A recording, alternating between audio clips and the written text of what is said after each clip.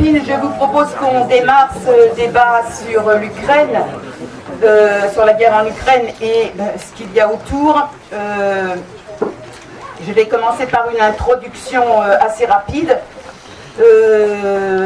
Dès l'invasion guerrière de l'Ukraine par l'armée russe en février 2022, il y a donc maintenant 18 mois, nous avons dit, écrit: hors d'Ukraine les troupes russes et droit du peuple ukrainien à résister à la tentative d'annexion guerrière.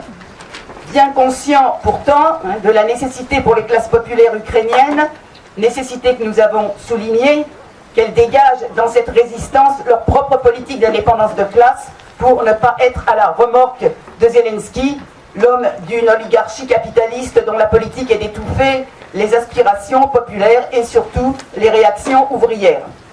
Mais comment les travailleurs ukrainiens pouvaient-ils se défendre dans leur propre intérêt et comment pouvons-nous les aider? Alors la situation aujourd'hui, eh bien, elle est évidemment épouvantable. Encore des bombardements russes meurtriers en plein cœur des villes ukrainiennes, une liste des victimes qui s'allonge, victimes civiles mais aussi militaires, sur les 1300 km de lignes de front, qui semble d'ailleurs ne pas bouger. Lancée en juin, la contre-offensive ukrainienne ne fait pas reculer l'armée russe et c'est le blackout des deux côtés sur les pertes, entre guillemets, sur les pertes humaines effroyables dans cette boucherie, oui. Alors, par ailleurs, 8 millions d'exilés, 8 millions de déplacés à l'intérieur du pays. La lassitude, voire davantage, s'installe probablement en Ukraine, que Zelensky tente de contrer avec, par exemple, cette dernière campagne récente de Monsieur Propre, qu'il a engagé en limogeant des ministres, des responsables régionaux qui s'en sont mis plein les poches sur le dos des soldats. Mais il ne semble pas, pour autant, que la population ukrainienne soit prête à se soumettre au joug de la Russie voisine, c'est-à-dire d'un Poutine qui persévère à chercher à régler par les armes ses conflits d'intérêts avec ses rivaux impérialistes américains et européens. Le tort d'ailleurs de Zelensky aux yeux de Poutine étant de s'être accoquiné avec ces derniers. Alors cette guerre dévastatrice d'un an et demi a aussi trouvé ses profiteurs. Les sanctions économiques imposées par les États-Unis, malgré leur application à géométrie très variable et avec tous les contournements, ont permis à des multinationales du pétrole, du gaz, dont américaines en premier lieu, de rafler les marchés perdus pour le gaz et le pétrole russe en Europe. La politique d'aide militaire à l'Ukraine, pilotée par les États-Unis, a permis aussi aux multinationales américaines, surtout de l'armement, bien davantage qu'elle n'a aidé la population ukrainienne. Elle a aidé les profits de ces multinationales bien plus, dans une toute autre mesure qu'elle n'a pu aider la population ukrainienne à se défendre contre l'agression de Poutine. Le résultat, on le voit aujourd'hui dans cette situation qui n'est pas du tout, de guerre qui n'est pas du tout terminée. Et les impérialistes allemands et français, que la politique américaine a quelque peu bousculé, oui, en les débranchant du gaz russe, ont trouvé de nouvelles mines de profit, quitte à pratiquer une fuite en avant inflationniste, jusque-là bonne pour leur profit, même si elle engendre de sérieux risques de récession économique. Mais les dirigeants des grandes puissances impérialistes espèrent que seules les classes populaires paieront la facture comme d'habitude. Alors, si le terrain de cette guerre est l'Ukraine, si seuls des soldats russes et ukrainiens s'y entretuent, les ressorts économiques et les rapports de force interimpérialistes en jeu sont bien plus vastes. Et les travailleurs et les peuples, à commencer évidemment par ceux d'Ukraine et de Russie, ne peuvent et ne doivent pas faire confiance, ni bien sûr au fauteur de guerre qu'est Poutine et à ses visées impérialistes sur un prétendu monde russe qui prétend dominer pour des raisons quasi divines, ni non plus aux profiteurs de guerre que sont les impérialismes rivaux de Poutine dans cette guerre. Alors, l'opposition entre Poutine et Biden est loin, il faut bien le voir aussi, d'être irréductible. Si le second arme l'Ukraine et y a entraîné bon gré mal gré ses alliés de l'OTAN, il n'a pas choisi la guerre directe contre Poutine. Tout récemment d'ailleurs au sommet de l'OTAN à Vilnius, précisément pour ménager Poutine, Biden n'a pas choisi d'offrir à Zelensky l'adhésion à l'OTAN tant convoitée par le président ukrainien. Et il faut quand même en voir les raisons.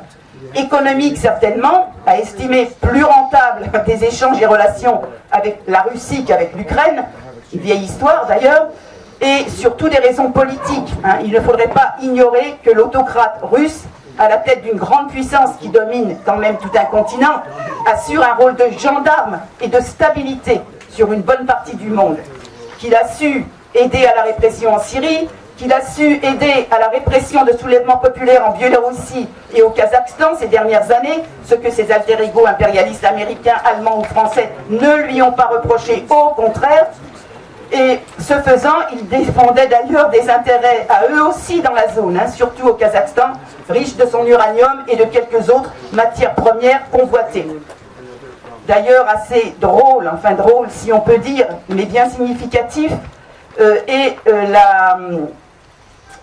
excusez-moi, je recherche, et donc ce buzz qu'ont fait un peu les dernières sorties de Sarkozy à la rescousse de Poutine, il faut le dire, pour dire là, il y a 8 jours, je ne sais plus, qu'il faudrait probablement un compromis pour finir cette guerre en Ukraine et que, ma foi, la Crimée pourrait bien être laissée à la Russie. Alors rappelons qu'en France, de l'extrême droite à la droite, en passant par quasiment la moitié de la gauche, les amis de Poutine et de son régime n'ont jamais manqué et ne manquent pas. Ils fermaient leur gueule jusqu'à présent et probablement Sarkozy a calculé qu'il pouvait l'ouvrir et qu'il trouverait un écho. Alors, cette situation dramatique, à la fois cette situation elle est dramatique et elle est en même temps extrêmement complexe, d'où bien des discussions nécessaires, indispensables même, dans l'extrême gauche internationale et dans nos rangs aussi, pour tenter de dégager ce qui serait une politique pour notre camp du prolétariat mondial, au nom de l'internationalisme, bien sûr prolétarien. Un camp qui peine à se regrouper et à trouver une expression dans cette situation comme sur bien d'autres. Alors je vais donc ainsi ouvrir ce débat en donnant, je vais vous dire, la parole alors à Galia qui est à ma gauche, puis à Antoine, un camarade d'Allemagne du groupe RSO, qui traduit en français veut dire Organisation Révolutionnaire Socialiste, proche de notre NPA.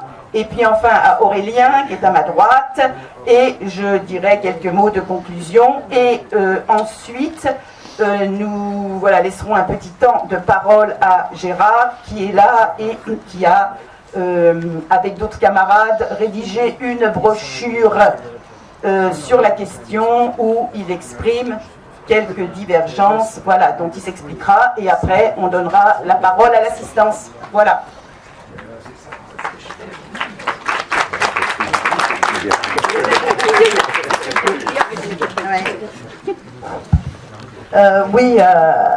Je vais commencer par le point où a commencé Zara, c'est-à-dire que cette guerre, c'est véritablement une catastrophe terrible pour les populations. Je ne vais pas m'étendre puisqu'elle en a parlé, mais je veux simplement rapporter des chiffres qui ont été donnés par des officiels américains au New York Times et qui sont repris par Le Monde dans un article du 24 août titrant « Derrière le secret des pertes militaires en Ukraine, un massacre à grande échelle ». Et c'est bien la situation qui pèse sur les deux populations d'ailleurs. Ces sources-là américaines chiffrent à 500 000 le nombre des tués et blessés au total des deux côtés. Et donc ça donne un peu une idée. Autre chose aussi à propos de cette contre-offensive ukrainienne dont on nous chantait les louanges il y a quelque temps, eh bien elle s'avère être un calvaire pour les soldats des deux camps. Et journaliste des Échos le 14 août parlait d'un grignotage lent, malaisé et sanglant. Des camarades font le rapprochement avec la guerre des tranchées en 14 et il est tout à fait justifié. Zara parlait aussi de la corruption qui règne en Ukraine, c'est-à-dire que Zelensky a été conduit à révoquer tous les responsables du recrutement militaire, parce que ces responsables se faisaient payer des pots de vin pour permettre à des hommes d'échapper à la réquisition. De l'autre côté, en Russie, la misère est telle que Poutine, pour éviter les protestations qui ont eu lieu lors de la dernière mobilisation en septembre 22, eh bien, fait une politique où il offre aux hommes qui vont s'engager un salaire une solde de 2000, équivalent de 2000 euros, soit 4 à 5 fois le salaire moyen en Russie. Et il offre aussi des indemnités, enfin il promet, ça c'est pas sûr, des indemnités en cas de mort ou d'invalidité de l'homme qui se sera engagé. Alors oui, c'est une véritable boucherie, et la première des choses qu'il faut dire, que cette boucherie, elle est appelée à durer, parce qu'aucun des deux camps ne veut de compromis. Que ce soit le tyran Poutine, pour qui se joue son pouvoir, ou que ce soit Zelensky, qui est sous la pression de sa droite ultranationaliste, et évidemment des puissances occidentales coalisées dans l'OTAN, auxquelles il a fait allégeance. Celles-ci, en premier lieu les États-Unis, ont jusqu'à présent fermé toute voie de négociation possible, en faisant l'exigence de Zelensky de reprendre tous les territoires annexés par la Russie, y compris la Crimée. Autre chose sur cette guerre, elle pourrait s'étendre, c'est évident. Par exemple, l'État polonais postule au rôle de tête de pont de l'OTAN. Son budget militaire est de 4% du PIB, 2 fois plus que ce qui était demandé par l'OTAN aux pays de l'Alliance. Qu'en Russie, il y a des ultranationalistes qui... En Ukraine, il y a des ultranationalistes qui sont impatients de bombarder la Russie, que Poutine agite la menace nucléaire, d'utiliser l'arme nucléaire, et que tous les dirigeants de la planète, les États-Unis en tête, s'engouffrent dans une fuite en avant militariste et guerrière. Et là, il faut quand même le dire clairement et nettement, c'est évident que ni le peuple ukrainien ni le peuple russe n'ont intérêt à cette guerre et à sa continuation. Il n'y a pas d'autre moyen de mettre fin à cette guerre que la révolte contre les classes dirigeantes des deux pays et la fraternisation entre les deux peuples, une fraternisation qui devrait déboucher sur une fédération d'États-Unis socialistes. Et la question qui se pose à nous et à l'ensemble du mouvement révolutionnaire, c'est comment y contribuer. Et à minima, n'apporter aucun soutien à la politique belliciste de notre propre gouvernement, qui bien sûr participe à l'alliance contre la Russie. Comme disait Liebknecht en 14, l'ennemi est dans notre propre pays. Et ça, je trouve qu'il faut le dire, le redire et le souligner.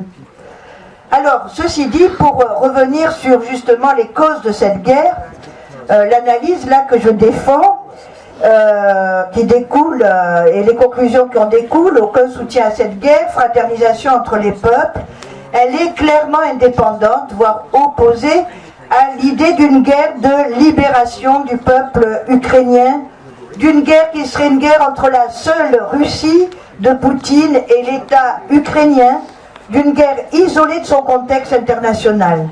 Cette conception tout à fait mensongère est à la base de la propagande de nos gouvernements, des USA, de l'OTAN, de l'Union européenne. Et cette propagande, elle est partagée par la plupart des forces politiques. Il y en a plus de ce côté-là d'ailleurs que de l'autre, mais moi je suis donc un des deux. Elle est partagée par la plupart des forces politiques, y compris jusque dans l'extrême gauche. Et elle se fonde s'accordent sur l'idée que Poutine serait le seul responsable de la guerre parce qu'il est l'agresseur et responsable des crimes et des exactions de l'armée russe en Ukraine. C'est incontestable, il est responsable et de l'agression et des crimes et des exactions, mais sont mises de côté le rôle et la responsabilité des vieilles puissances impérialistes, en premier lieu les États-Unis qui dirigent l'OTAN, qui depuis l'effondrement de l'URSS en 1991 n'ont pas cessé de travailler une minute à l'isolement de la Russie devenue capitaliste, en intégrant pays après pays tous les États qui faisaient partie de l'ancien glacis soviétique dans leur coalition militaire, l'OTAN, et puis également l'Union européenne. Et c'est en 2008 que les rapports entre la Russie et les puissances occidentales se sont irrémédiablement détériorés. Alors qu'est-ce qui s'est passé en 2008 ? Eh bien l'OTAN, à un sommet qui a eu lieu à Bucarest en avril, a mis à l'ordre du jour de son agenda l'intégration à l'OTAN de l'Ukraine et de la Géorgie. Un journaliste des États-Unis qui a été publié dans le Monde diplomatique, là, qui s'appelle Mearsheimer, enfin journaliste et historien et politologue, a dit les États-Unis voulaient faire de l'Ukraine le bastion de l'Occident aux frontières de la Russie. Et tout de suite, Poutine a fait savoir que c'était une ligne rouge à ne pas dépasser, que c'était une menace existentielle pour la Russie, et c'est un peu naturel d'ailleurs, parce que la Géorgie et l'Ukraine, à part la Biélorussie qui est alliée de la Russie, sont les deux seuls États un peu importants qui sont aux frontières occidentales de la Russie. Hein, donc on peut comprendre ce qui ne veut pas dire justifier la position de Poutine là-dessus. Mais bien que Poutine l'ait fait savoir, il n'y a eu aucun changement dans la politique des vieilles puissances impérialistes. Et dans les semaines qui ont suivi, Poutine a réagi en envoyant une expédition en Géorgie pour soutenir des républiques séparatistes russes. Je ne rentre pas dans le détail, c'est... Voilà, voilà, bon. En 2014, donc, suite à la révolte de Maïdan en Ukraine, qui a abouti au renversement du dictateur ukrainien Yanukovych, qui était un proche du régime de Poutine, Poutine a occupé la Crimée et il a encouragé la sécession du Donbass, donc cette partie très riche d'ailleurs en ressources minières à l'est de l'Ukraine, en armant en sous-main les milices séparatistes pro-russes. Et on peut constater, à partir de cette date-là, comme Poutine pouvait être présenté comme un danger, puisque il soutenait la sécession du Donbass, etc., l'armée ukrainienne a été entraînée et armée par l'OTAN à partir de 2014, à peu près, avec 10 000 à peu près soldats entraînés par an. Elle a participé régulièrement aux manœuvres de l'alliance de l'OTAN en Europe de l'Ouest. Au point que le Wall Street Journal commentait les succès de l'armée ukrainienne face à l'offensive russe en avril 22 par ce titre: le secret du succès militaire ukrainien, des années d'entraînement dans l'OTAN. Donc voilà la situation en 2014. Bon, elle a commencé réellement la guerre en 2014, et en 2015, quand il y a eu une tentative de négociation et des accords de Minsk, quand par exemple Angela Merkel en a parlé un peu plus tard, elle a dit, parce que c'était présidé par la France et l'Allemagne, elle a dit il faut laisser le temps à l'Ukraine de s'armer. Dire que l'OTAN n'a aucune responsabilité dans cette guerre était déjà faux en 2014. Continuer à le soutenir aujourd'hui, alors que tous les sommets de l'OTAN depuis l'invasion russe en février 22 sont consacrés au soutien militaire à l'Ukraine, que les États-Unis et l'OTAN ont associé à ce soutien non seulement les 31 membres de l'OTAN, mais une vingtaine de membres supplémentaires, une vingtaine d'États supplémentaires.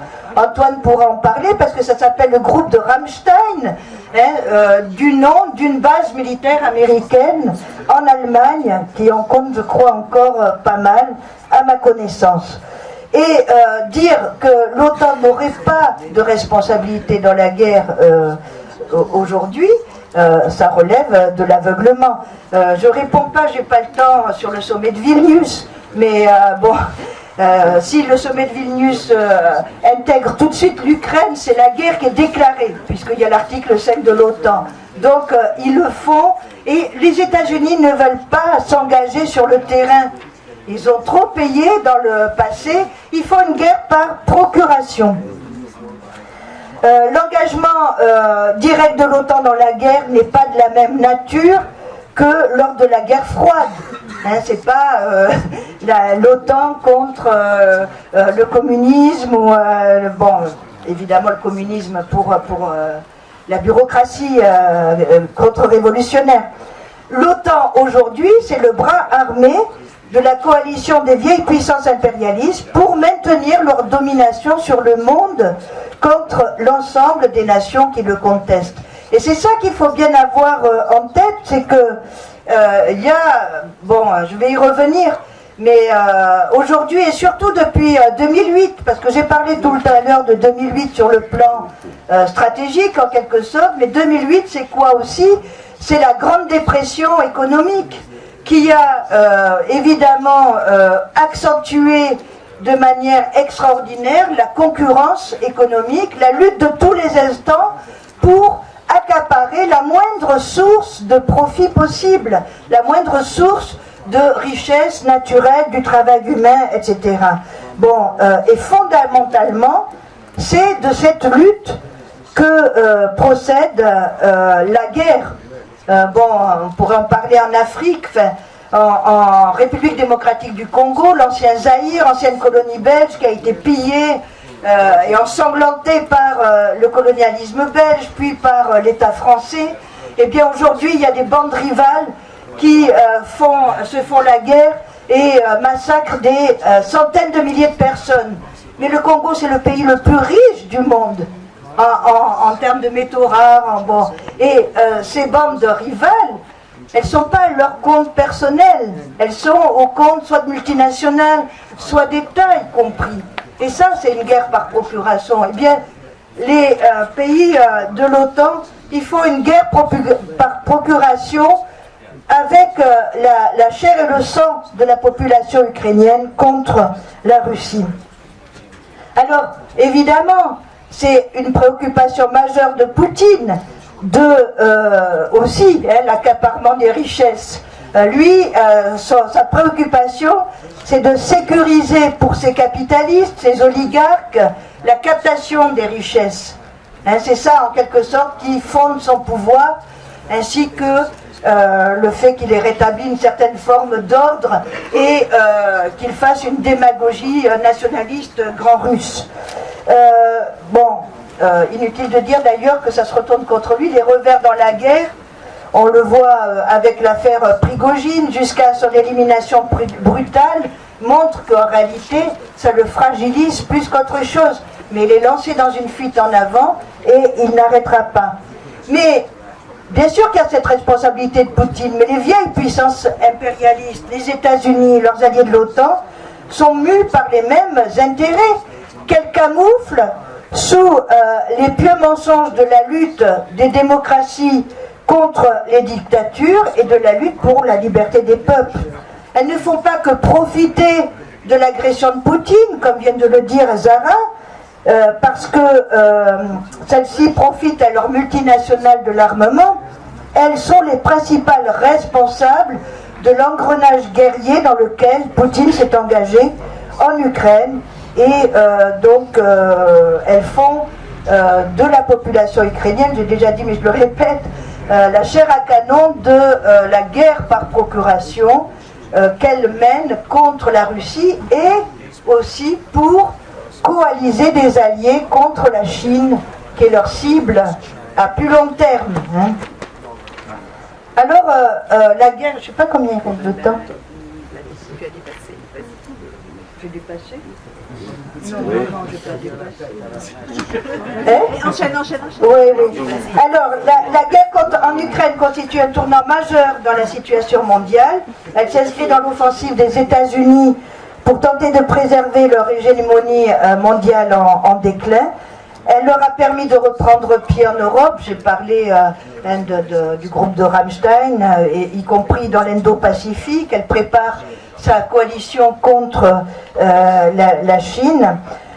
Donc en conclusion, d'abord la gravité de la situation nécessite de mener un large débat, et pas seulement dans nos rangs, dans l'ensemble du mouvement ouvrier, et évidemment le mouvement révolutionnaire. Nous ne sommes plus à l'époque de la guerre froide, mais une nouvelle période inédite, une nouvelle période de guerres et de révolutions. Notre solidarité avec la population ukrainienne est indissociable de notre solidarité avec la population russe, et elle s'inscrit dans le combat internationaliste contre les brigands de tous bords qui protègent les intérêts des classes exploiteuses et dressent les peuples les uns contre les autres, les sacrifient à la défense de leurs intérêts. Et comme le disent nos camarades qui ont publié la brochure dont Gérard va parler tout à l'heure, en défense de l'international, l'isme, on dit ni Biden, ni Zelensky, ni Poutine. Soutien aux militants internationalistes ukrainiens et russes. L'ennemi dans notre propre pays, aucun soutien à la guerre et à notre gouvernement. Et la lutte contre la guerre, la lutte pour la paix, est indissociable de la lutte pour le socialisme. Voilà.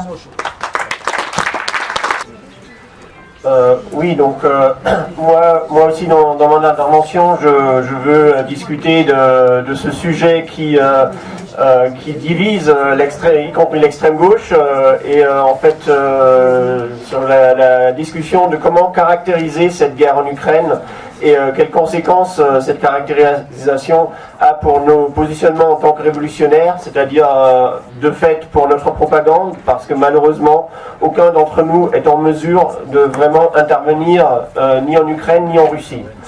Alors l'extrême gauche internationale est très divisée sur la question, et en fait il y a surtout deux caractérisations concurrentes que Galia aussi a citées parmi les marxistes révolutionnaires. Les uns parlent de guerre interimpérialiste, autant Russie par Ukraine interposée, Galia vient d'exposer ce point de vue, d'autres de guerre de libération nationale ukrainienne. Et en fait, si on parle de guerre de libération nationale, ça rappelle un peu la décolonisation, l'Algérie ou le Vietnam. Et en fait, effectivement, l'Ukraine actuelle n'est pas du tout comparable à ces deux pays-là. C'est un État capitaliste constitué avec ses oligarques et son armée, formée et soutenue par les impérialismes occidentaux, ça vient d'être rappelé. Et il ne rappelle ni le FLN, ni le Viet Cong. Zelensky n'est sûrement pas Ho Chi Minh, même si ce dernier n'était pas vraiment sympa non plus. Et pourtant, je suis quand même convaincu qu'en tant que révolutionnaire, nous devons reconnaître le droit à l'autodétermination et le droit à la défense de l'Ukraine. Car même si celle-ci n'est pas une colonie, il y a une question nationale en Ukraine vis-à-vis de l'agression russe. Et comme Lénine, il y a plus de 100 ans, nous devons, à mon avis, faire la différence entre nations opprimées et nations oppressives. En ce qui concerne, en fait, pour revenir à ce que discutait Lénine à l'époque, il a eu le débat avec Rosa Luxembourg avant la Première Guerre mondiale sur la question nationale, mais en fait il a poursuivi la discussion avec les révolutionnaires polonais pendant la Première Guerre mondiale, même si le principal problème pendant cette guerre était évidemment que tous les impérialistes utilisaient les questions nationaux, la question nationale des nations opprimées par le camp adverse pour leur propre propagande. Donc on avait effectivement ce qu'on peut aussi d'une certaine manière retrouver aujourd'hui, que une oppression nationale, elle est reprise par l'autre camp pour justifier tout ce qu'on veut. Mais en fait la préoccupation première de Lénine, c'était d'œuvrer à déjouer tous ces tours nationalistes pour œuvrer à l'unité de la classe ouvrière. Et cela, en fait, sous toutes les conditions, avant la guerre impérialiste, dans la guerre impérialiste, et même après la Révolution, parce que nous pouvons rappeler son dernier combat contre le chauvinisme grand russe de Staline à propos de la Géorgie, où il s'est battu pour, je cite, les intérêts de la solidarité de classe prolétarienne, car rien n'entrave autant le développement et le renforcement de la solidarité de classe prolétarienne que l'injustice nationale. Les ressortissants offensés ne sont sensibles à rien tant qu'au sentiment d'égalité et à la violation de cette égalité. Fin de la citation de Lénine. Et donc, on peut toujours essayer d'appeler les travailleurs ou les soldats ukrainiens à être défaitistes, à retourner leurs armes contre Zelensky et non contre l'invasion russe. Et si j'ai bien compris, c'est ce que proposait Galia dans son intervention. Mais on n'aura aucune chance d'être entendu, parce qu'on ignorerait la violation de cette égalité nationale.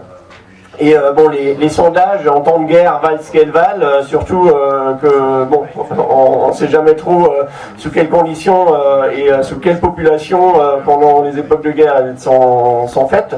Mais apparemment, encore récemment, 90% des Ukrainiens dans la partie qui n'est pas occupée par la Russie étaient favorables à continuer la guerre pour ne pas accepter l'armée russe sur le territoire ukrainien. Et ce, après 18 mois de combat. En tout cas, ce qui est sûr, c'est que l'invasion russe vise à annexer des parties du territoire ukrainien et l'a déjà fait. Dans sa polémique avec les camarades polonais, Lénine explique pourquoi les communistes luttent contre les annexions.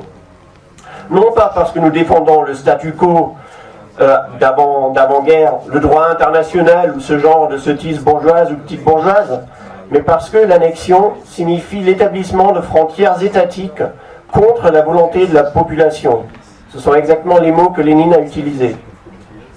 Et ainsi, l'agression russe, en plus des discours de Poutine sur le fait que l'Ukraine serait russe, que en fait la nationalité ukrainienne ce serait une invention bolchevique en quelque sorte, compte tenu de l'histoire de l'oppression tsariste et stalinienne contre l'Ukraine, tout ça conduit à une question nationale que tout révolutionnaire doit prendre en compte s'il veut s'adresser aux travailleurs et aux soldats ukrainiens. Et je pense que ça, c'est quelque chose d'essentiel. Évidemment, les choses sont... si on parle de nationalisme en Ukraine ou de nationalité ukrainienne, de question nationale en Ukraine, les choses sont assez compliquées parce que c'est très différent entre la Crimée, le Donbass ou des parties du Donbass et puis le reste de l'Ukraine, et même dans le reste de l'Ukraine, c'est pas homogène. Mais du coup, j'ai pas le temps pour rentrer dans ces détails-là, mais je pense que nous devons défendre l'autodétermination non seulement pour le peuple ukrainien, mais pour toutes les populations sur le sol ukrainien. Et évidemment, tout ça ne signifie pas que les nationalistes ukrainiens soient nos alliés, ou qu'ils soient progressistes de quelque manière que ce soit. Non, l'extrême droite nationaliste en Ukraine est un des pires ennemis de la classe ouvrière, et Zelensky est un ennemi de la classe ouvrière. Mais si nous ne soutenons pas le droit à l'autodétermination et à la défense de la nation ukrainienne, nous repoussons en fait la grande majorité de la population ukrainienne et des travailleurs ukrainiens dans les bras de leurs ennemis.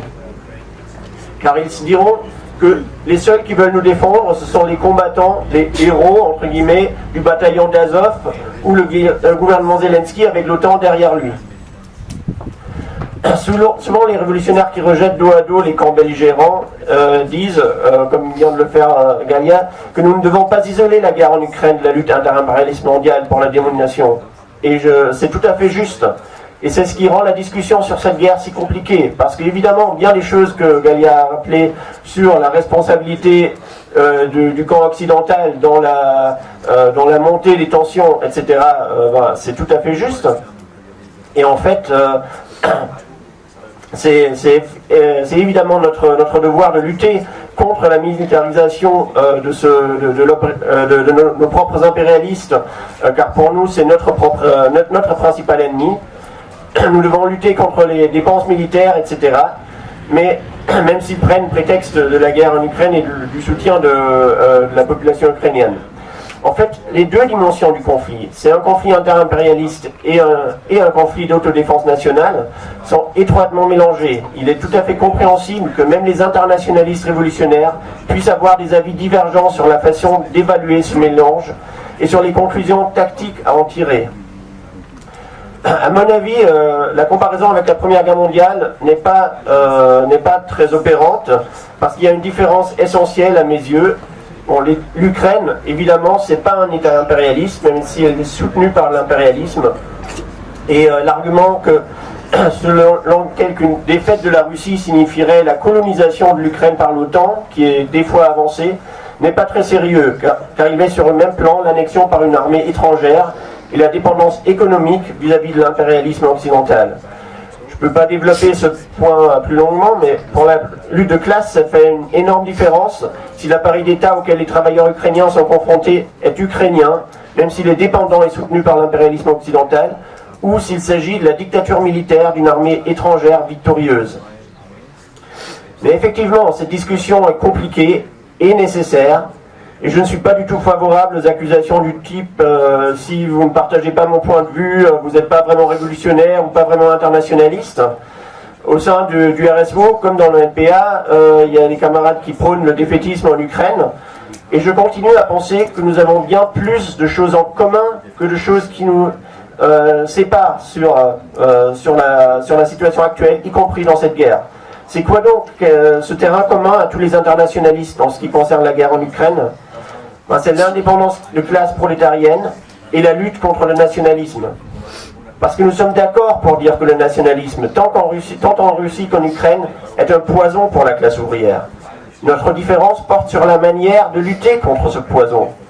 Est-ce qu'on peut mener cette lutte en déclarant que la question nationale n'a pas d'importance, ou est-ce qu'il faut reconnaître que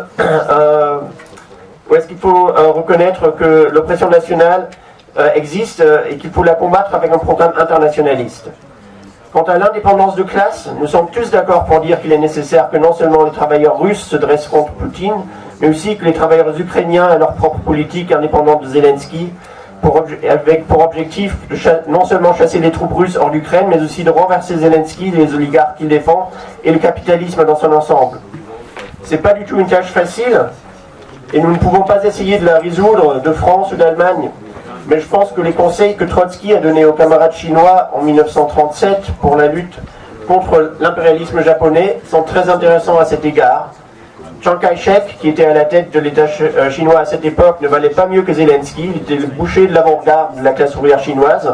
Mais Trotsky n'excluait pas de conclure des accords militaires avec lui pour combattre l'impérialisme japonais, même s'il pensait qu'il était nécessaire de renverser Chiang Kai-shek pour mener à bien la lutte contre le Japon. Pour conclure, je pense que, qu'est-ce que la position que je défends veut dire pour notre propagande en Allemagne ou plus général dans les pays impérialistes occidentaux? Nous devons dénoncer et nous opposer aux intentions et aux objectifs impérialistes qui se cachent derrière le soutien à l'Ukraine. Nous devons lutter contre les réarmements de nos impérialismes, contre les dépenses militaires, etc. Mais je pense que nous ne devons pas nous opposer à l'envoi d'armes à l'Ukraine, parce que si nous le faisons,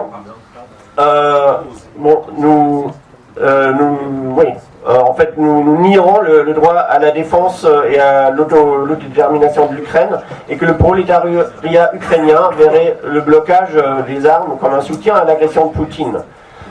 En fait, en Allemagne, où plus d'1 million de réfugiés ukrainiens sont arrivés depuis le début de cette guerre, qui font ou feront partie de la classe ouvrière allemande, la question comment s'adresser à eux n'est pas du tout abstraite.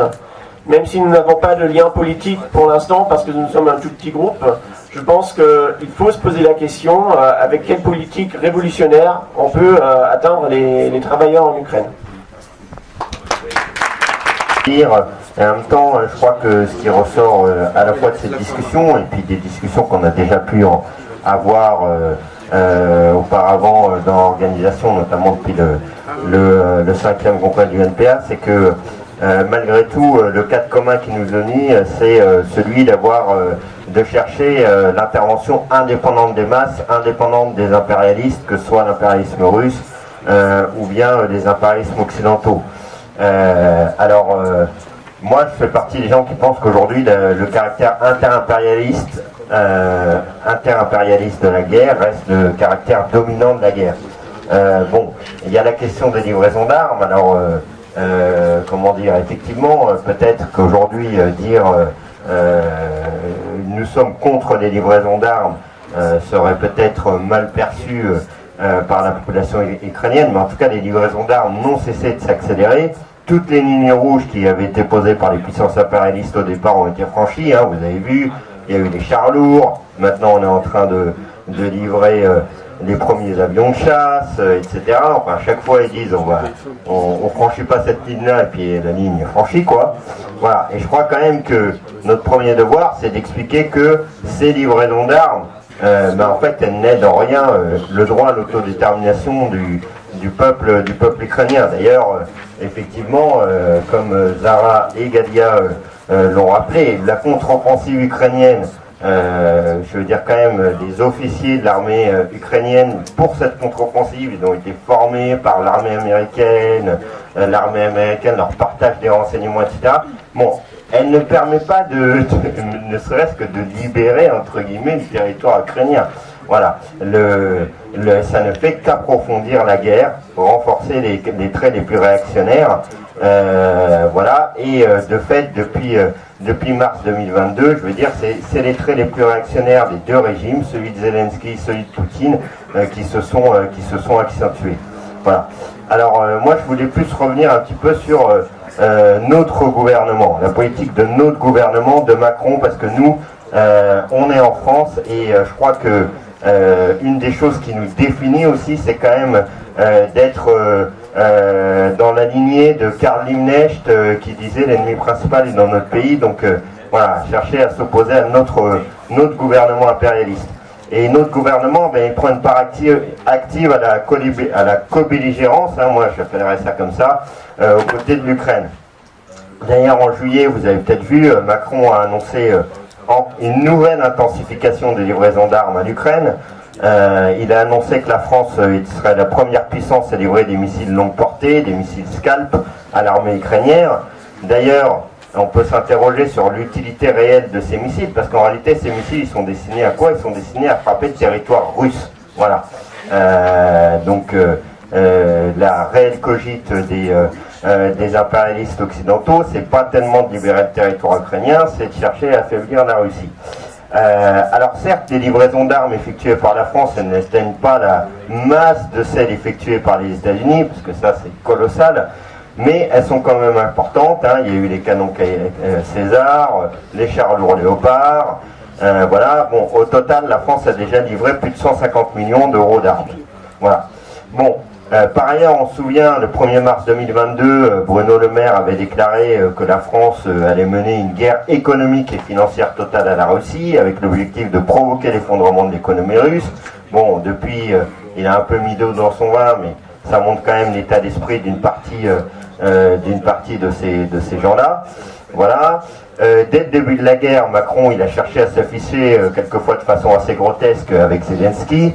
Voilà. Alors dernièrement, avant le sommet de Vilnius, Macron, lui, il a dit qu'elle était favorable à l'adhésion de l'Ukraine à l'OTAN.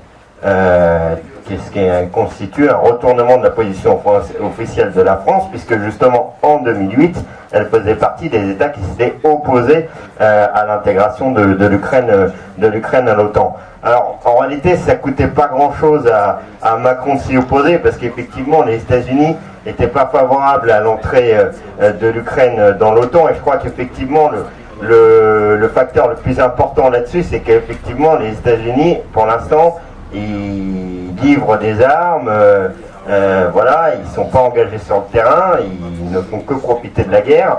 Voilà, effectivement, l'adhésion de l'Ukraine à l'OTAN, ça signifierait automatiquement qu'ils entrent en guerre avec la Russie.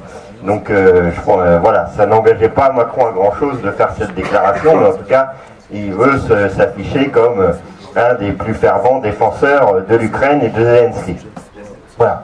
Alors, dans le même temps, bon, il cherche aussi à tracer une sorte de voie indépendante de la France, hein. Tout au long de l'année 2022, Macron s'est mis en scène en train de téléphoner à Poutine pour négocier un cessez-le-feu. Voilà, en juillet 2022, il avait appelé à ne pas humilier la Russie, ce qu'il avait valu de vives critiques de l'Ukraine et des pays frontaliers, notamment la Lettonie et l'Estonie. Voilà, bon, en réalité, la bourgeoisie française, elle est divisée.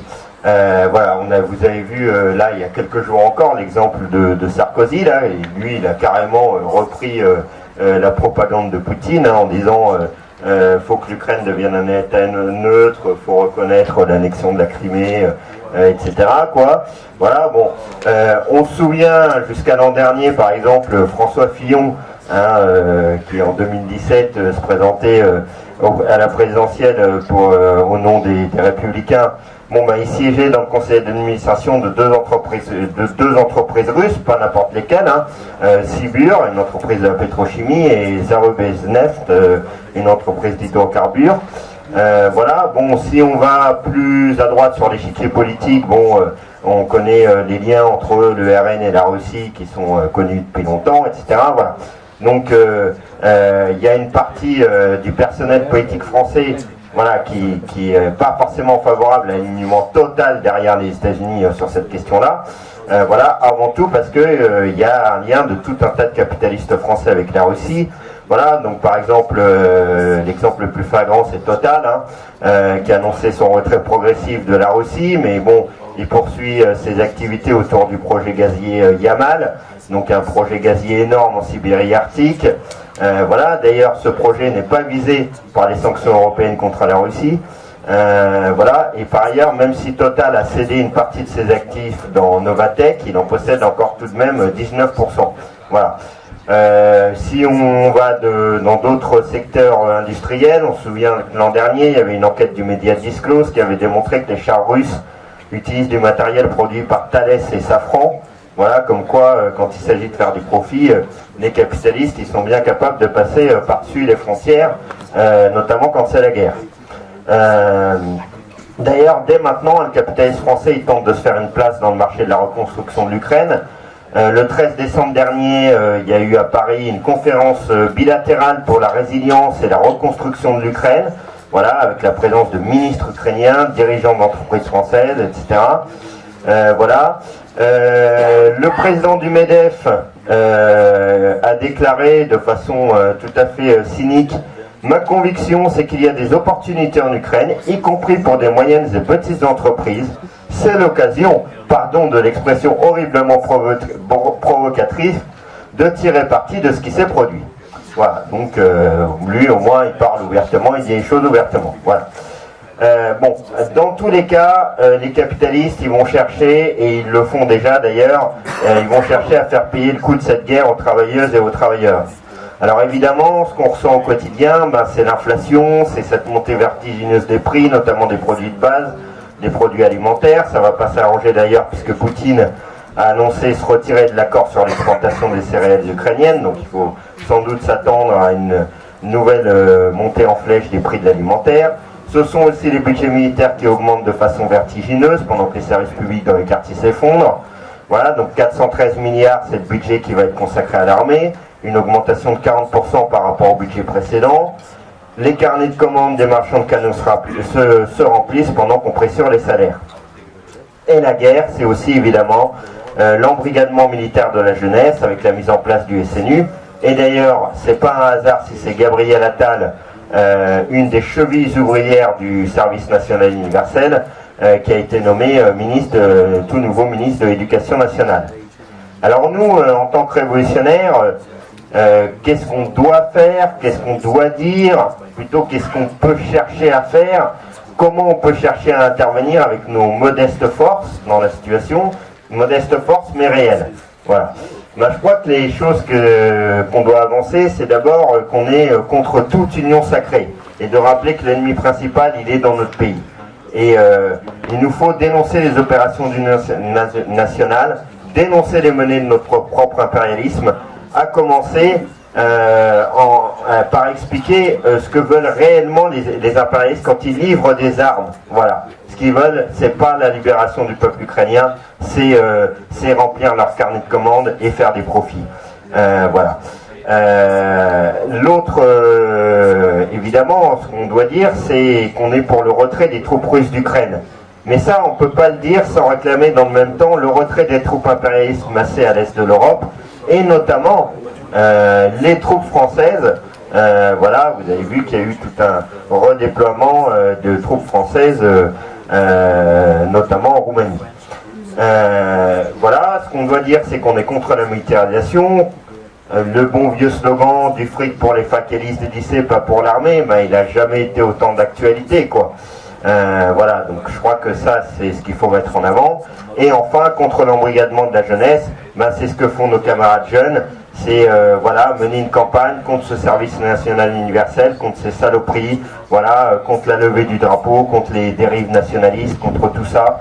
Voilà, je crois que c'est ce qu'il faut qu'on tente de défendre partout où on est. Et partout où on est, essayer de le défendre, et quand on a la force, essayer de faire en sorte que d'autres organisations ouvrières prennent ces positions-là, des principes de base d'internationalisme, voilà, contre le gouvernement, contre notre impérialisme.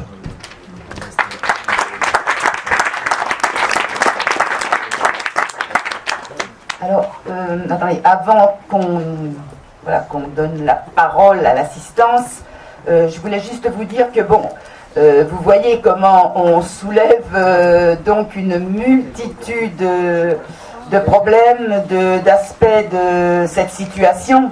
Hein, et d'ailleurs, ce premier débat là, sur la guerre en Ukraine, c'est le premier c'est pompeux de dire ça, mais d'un cycle de 3 débats qu'on a conçus, discutés un peu entre nous en amont, sur ben oui, cet ensemble, hein, guerre en Ukraine et tout ce qu'il y a derrière, avant, après, etc., de relations interimpérialistes, économiques et militaires. Donc je voulais juste quand même vous annoncer, mais c'est pas une obligation hein, que vous suiviez l'intégralité du cycle, mais la discussion qu'on aborde là, et qui aborde aussi, vous le voyez bien, des problèmes de reconfiguration économique entre les grandes puissances. Et là, il y a à l'occasion, hein, et en lien avec la guerre en Ukraine, mais pas que, parce que des choses ont commencé, on l'a dit, on sait très bien que des choses ont commencé en 2008, et puis des choses se sont accélérées en 2014, et puis, on arrive à une situation qu'il faut aussi analyser tout de suite maintenant. Qu'est-ce qui a changé, hein, qu'est-ce qui a changé dans la politique allemande, qu'est-ce qui a changé ou pas dans la politique française, qu'est-ce qui nous intéresse, nous, au nom du prolétariat, pour la politique qu'on a à mener. Et donc, cette discussion-là va donc être poursuivie demain. Alors demain à 10h du matin, c'est un débat donc intitulé Reconfiguration du monde, l'évolution des rapports de force entre les grandes puissances. Bon. Et puis ça va se continuer aussi mardi à 14h, un peu sur la même chose, mais un peu plus vu sous l'angle de la militarisation du monde et des risques d'une 3e guerre mondiale ou pas. Où en sommes-nous? Donc, enfin voilà, c'est pour vous annoncer que, bon voilà, on ne va pas régler tous les problèmes dans ce débat, et on ne les aura d'ailleurs pas réglés en 3 débats, ni etc. Donc, moi, c'est simplement ce que... Donc, on va démarrer, on va donner la parole à l'assistance, et d'abord, donc, à toi, Gérard, vas-y, si tu peux, en 6-7 minutes. Ah ouais, ça marche. Merci. Non, ça marche pas. Tiens, alors. C'est bon? C'est bon? Oui. Bon. Alors d'abord, j'ai un regret quand même pour ce que j'ai vu des RER pour le moment, c'est qu'on n'accorde pas plus de place à la guerre d'Ukraine, justement. Parce que c'est vraiment le problème, un des problèmes principaux, sinon le problème principal que nous avons en France et dans les pays impérialistes, c'est quand même cette guerre et les menaces de son extension. ça devrait être au premier plan. Moi, j'aurais rêvé de voir partout des banderoles, pas un sou, pas une arme pour la guerre, non à l'embrigadement de la jeunesse, etc. Ce que disait Aurélien tout à l'heure, quoi. Ça devrait être quand même le slogan.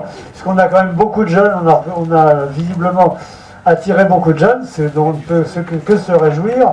Bah, ces jeunes devraient, quand même, c'est eux qui seront exposés, c'est eux qu'on enverrait, c'est les premiers qui participeraient à la boucherie. Donc, je pense qu'on devrait engager une campagne d'ampleur quand même contre la guerre. Alors évidemment, on est un peu paralysé par nos désaccords, quoi. C'est ce qui semble, c'est un peu regrettable, mais ça, il y a des nuances entre nous. Alors, je suis d'accord avec ce qu'a dit Antoine. C'est pas parce qu'il y a des nuances, des désaccords entre nous qu'on va pas se séparer, on ne peut pas agir en commun. Mais agir en commun, ça ne veut pas dire qu'il ne faut pas clarifier nos positions. Ça veut dire que la situation est complexe, qu'il y a beaucoup d'avis dans l'extrême gauche. Bon, d'accord, mais ça ne veut pas dire, oh là là, c'est trop compliqué, mon bon monsieur, oh là là, toutes les positions se valent, tout est bon. Il ne s'agit pas de se caricaturer, de se calomnier, mais encore une fois, il faut être clair. Hein.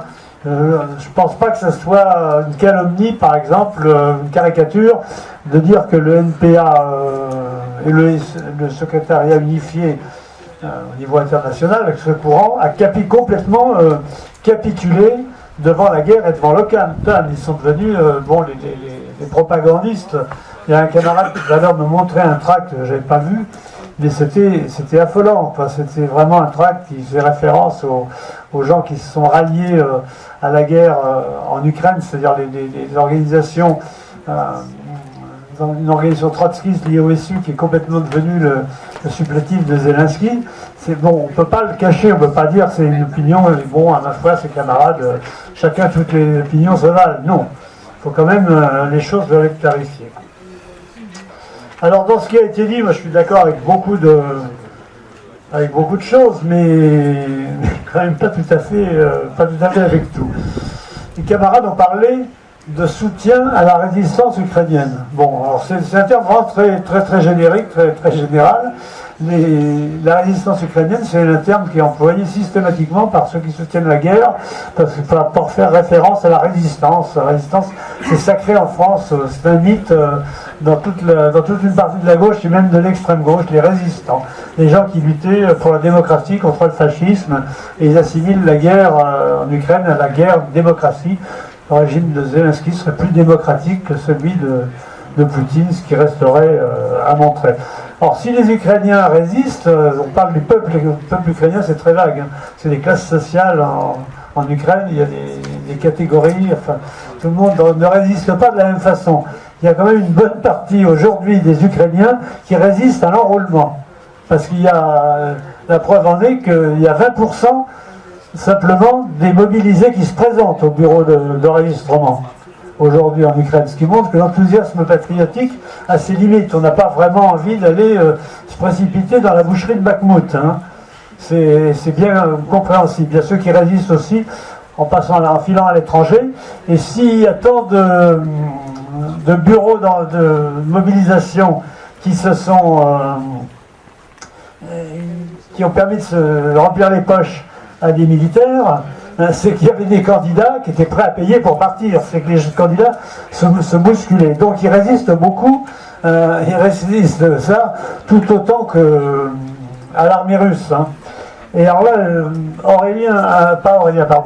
Antoine a sorti un sondage tout à l'heure, alors je me demande d'où il sort, parce que là, je t'assure je crois que tu te trompes. Hein. Quand tu dis que 90% des Ukrainiens voudraient continuer la guerre, le dernier sondage, qui a été trafiqué d'ailleurs par Le Monde, le dernier sondage, alors là, je n'ai pas prévu qu'on parlerait de ça, mais le dernier sondage, et je le transmettrai sur Internet, sur le site, c'est, il y a à peu près, il y a 50, à peu près, moitié-moitié, c'est 40% qui veulent continuer la guerre, un peu plus, et 40% qui voudraient arrêter. Et dans ceux qui voudraient arrêter, dans la moitié qui voudraient arrêter, ils se divisent entre ceux qui sont prêts, ceux qui veulent arrêter veulent des négociations. Il y a la moitié à peu près qui veulent des négociations, et dans ceux qui veulent des négociations, il y en a la moitié qui sont prêts à céder, à arrêter geler le front là où il en est, et une autre moitié qui veut négocier mais pas céder. Alors le Monde, par exemple, a traduit ça par il y a 73% des Ukrainiens qui sont pour continuer, ils ont additionné ce qui les arrangeait. Mais Antoine, je t'invite vraiment à vérifier parce que ça, c'est le sondage, je l'ai lu très récemment. Alors je ne voudrais pas répéter ce qui a été dit par les camarades avant moi. Je suis en gros d'accord avec ce qu'ont dit Galia et Aurélien. Je pense que c'est une guerre par procuration de l'impérialisme occidental contre l'impérialisme russe. Alors c'est pour ça que nous avons édité cette brochure dans laquelle nous avons repris une partie des éléments que nous avions avancés dans le débat interne du NPA, mais avec aussi pas mal d'éléments nouveaux dont un camarade pourra parler sur les positions qui ne sont pas très connues des groupes révolutionnaires ou qui se réclament du socialisme en Ukraine et en Russie, parce que ce qu'on nous montre que des Ukrainiens nationalistes en général, ou des socialistes qui se sont ralliés à l'armée de Zelensky. Hein, même en racontant raconter l'ancien NPA, il raconte toujours qu'il y aurait une auto-organisation pour la défense, enfin un truc complètement fantasmatique. Bon, donc c'est une partie quand même intéressante, informative, assez intéressante. Alors pour conclure, je pense comme Aurélien qu'il faut vraiment notre ennemi principal, c'est l'impérialisme français qui est engagé dans la guerre, parce qu'il est engagé même s'il n'y a pas de troupes françaises au sol, en dehors de gens qui sont en mission. C'est notre principal ennemi. Et on doit combattre, on doit dénoncer le militarisme, mais il y a une incohérence chez certains camarades qui voudraient dénoncer le militarisme, la course aux armements, mais ne voudraient pas dénoncer la livraison d'armes. Ils disent que ce serait un prétexte. Les capitalistes ont un prétexte de la guerre pour augmenter le budget militaire. Ils ne prennent pas prétexte. C'est un ensemble. C'est incohérent. On ne peut pas dénoncer l'un sans dénoncer l'autre. Il faut dénoncer le militarisme, la production d'armes et la guerre. Voilà, je termine. J'ai terminé mon temps de parole.